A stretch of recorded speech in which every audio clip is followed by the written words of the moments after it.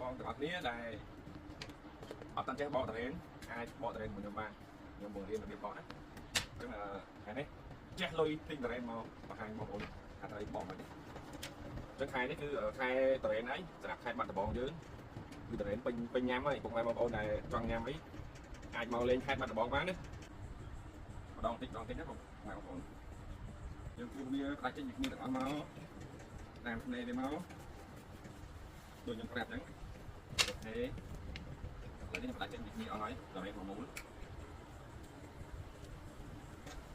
ចហើយយើងយកតរ៉េនដែលពុះផ្ដាច់ចេញពីគ្នានឹងហើយ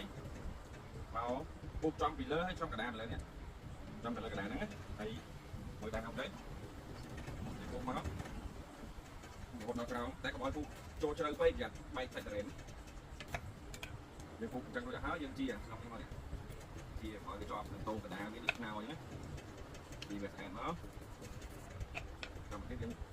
ពុះមិនបានជោគជ័យហើយយើងបកវាពីស្មៅមកនេះស្អាតទេបងប្អូនបើអ្នកនរគ្នាទៅជួយ like ជួយ share ផងពីរបៀបការបកតរ៉េននេះមិនជាអ្នកលក់ទេប៉ុន្តែខ្ញុំចេះយូរហើយ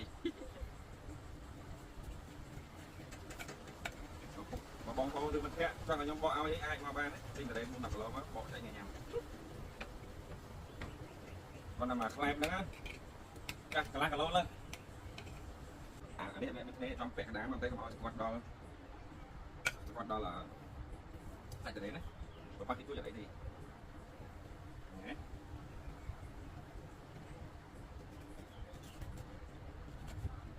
បកទៀតមកបកតាមចេញតែវានឹងជាប់គ្នាកណ្ដាលនេះ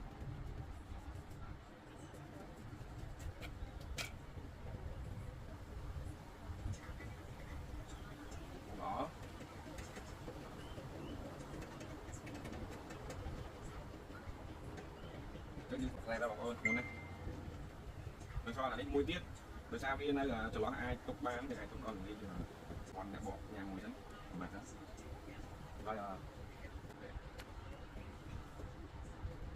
ចាំមិនបងប្អូនសម្រាប់ខែនេះគឺជាខែតរ៉េននៅខេត្តបាត់ដំបង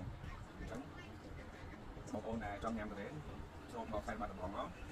តរ៉េនសរុបពិតដល់ទៅពុកទៅដល់ខែហើយអាចមានប្រហែលមួយអាទិត្យទៅដល់ថ្ងៃទៀតវាអស់ហើយអញ្ចឹង